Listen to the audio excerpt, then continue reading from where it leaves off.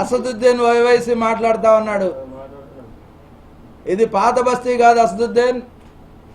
ఇక్కడ అమాయకమైనటువంటి ప్రజలు ఎవరు లేరు.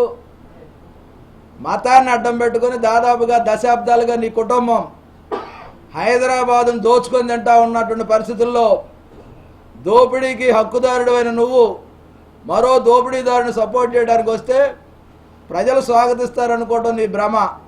దాంతోపాటు నువ్వేదైతే ఇస్లాం మత ప్రబోధకుడు కాదు, ఇస్లాం మతాన్ని ఆచరించేవాడు కాదు, ఈరోజు మతాల గురించి మాట్లాడాల్సిన పరిస్థితి తీసుకొచ్చి ఏదైతే నీకున్నటువంటి ఉన్మాదాన్ని తీసుకొచ్చి అక్కడ రుద్దుదామనుకుంటే ఆంధ్రప్రదేశ్ ప్రభుత్వం లౌకికత్వాన్ని గౌరవించేది, సామాజిక న్యాయానికి పెద్దపీట వేసేటటువంటి ప్రభుత్వం ఉన్నటువంటి ప్రాంతంలో నువ్వు వచ్చి చేసేదేం లేదు.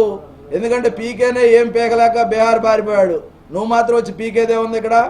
ఇక్కడ నువ్వు ఒకటే పీకాల్సింది. లోటస్ పాండ్ దగ్గరికి వెళ్ళి 2 చిడతలు తీసుకొని అక్కడ భజన చేయి. ఏది జగన్మోహన్ రెడ్డి ముఖ్యమంత్రి అవుతాడని ఒక భజన చేయి, భజన చెక్కలు తీసుకొని. అంతే తప్ప ఆంధ్రప్రదేశ్కి వచ్చి అసదుద్దీన్ కాసుకో చూసుకో వేసుకో అంటానికి ఇక్కడ ఎవరు సిద్ధంగా లేరు. నీకు అసలు ఒకటే అడుగుతా ఉన్నాం, ఈరోజు హైదరాబాదులో నువ్వు చేసిన అభివృద్ధి ఏంటి? గోళ్ల మీద కిళ్ళీలు తప్ప ఇంకేమైనా కనపడతా ఉన్నాయా?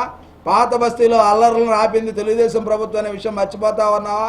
అదేవిధంగా అనేక మంది ముస్లిం యువకుల్ని నీ మతోన్మాదం నుంచి బయటికి తీసుకొచ్చినందుకు ఇక్కడ వచ్చి ప్రతీకారం తీర్చుకోవాలనుకుంటా ఉన్నావా? హైదరాబాద్ అల్లర్లు అడ్డు పెట్టుకొని నీ రాజకీయ ప్రయోజనాల కోసం హైదరాబాద్ని ఏ విధంగా తయారు చేసావో దాన్ని ఏ విధంగా కంట్రోల్ చేసినటువంటి చంద్రబాబు నాయుడు గారి ప్రభుత్వానికి వచ్చి నువ్వు ఇక్కడ జగన్మోహన్ రెడ్డి మద్దతు ఇస్తే ఆంధ్రప్రదేశ్ ప్రజలు నువ్వు ఏదైతే పెంచి పోషించుకున్న అమాయకులైనటువంటి హైదరాబాద్ వాసులు కాదనే విషయాన్ని గుర్తుపెట్టుకోవాల్సిందిగా అసదుద్దీన్ హెచ్చరిస్తా ఉన్నాం. ఉన్మాదులకి అవకాశం లేదు. అదేవిధంగా ఆంధ్రప్రదేశ్ మీద అక్కస్తో సమైక్యాంధ్ర ఉద్యమాన్ని నీరుగార్చినటువంటి వ్యక్తులుగా ఈరోజు దోపిడీ కేర్ ఆఫ్ అడ్రస్గా ఉన్నటువంటి జగన్మోహన్ రెడ్డికి మరో దోపిడీదారుడు వస్తూ ఉంటే తప్పకుండా అడ్డు చెప్పాల్సిందే. ఎందుకంటే చాలా విషయాల్లో మౌనంగా ఉన్నందువల్ల ప్రమాదం ఏర్పడతా ఉంది. ఈ రాష్ట్రంలో అమరావతి నిర్మాణం, పోలవరం నిర్మాణం జరగాల, బిడ్డల భవిష్యత్తు నడవాలా. ఇవన్నీ నడిచే క్రమంలో వాళ్ళు వచ్చేసి గద్దల్లాగా వచ్చేసి ఇక్కడ పెంచి పోషించుకున్నటువంటి కోడి పిల్లలు ఎత్తుకెళ్ళడానికి రావడం అనేది సరైనది కాదు. రాజకీయ దాహం నీకు తీరకపోతే, ఎందుకంటే రక్తదాహం ఎలాగో తీరదు, చంద్రబాబు నాయుడు గారు నీకు అడ్డుకట్టేశారు కాబట్టి ఆ దాహం తీరే పరిస్థితిలో లేదు.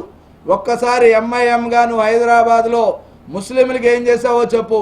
ముస్లింల యొక్క అమాయకత్వాన్ని, అవిద్యని పెంచి పోషించడానికి ప్రయత్నిస్తున్నావు తప్ప వాళ్ళని ఈరోజు సొంత కాళ్ళ మీద నిలబడేటటువంటి యువతగా తయారు చేయలేకపోతా ఉన్నావు.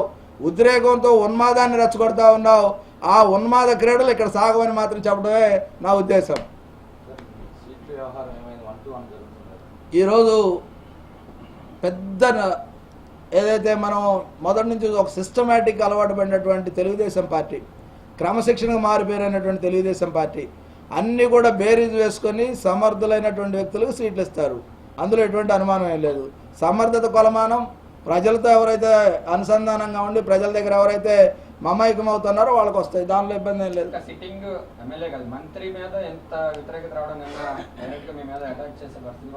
అసలు అటాక్ చేయడానికి కావాలని 10 మంది వచ్చి గొడవ చేస్తే అది అటాక్ అనుకుంటే 100 మంది వచ్చి చేసేదాన్ని ఏమనాలి? దొమ్మికి ఇది వేదిక కాదు. దానితో పాటుగా ధీటుగా ఎదుర్కోవడానికి నాకు శక్తి సామర్థ్యాలు లేక కాదు. వాళ్ళు మా వాళ్ళే ఏదో చిన్న చిన్న అసంతృప్తులు ఉంటాయి. వాళ్ళు ఏదో అల్లరి చేస్తే ఏదో అవుద్ది అనుకుంటారు. అల్లరి వల్ల ఏది సాధ్యం కాదనేది చెప్తా ఉన్నటువంటి పరిస్థితి. వాళ్ళని కూడా సానుభూతిని చూస్తూ ఉన్నాం. రేపైనా నాకు ఓటేయాలి కదా వాళ్ళు.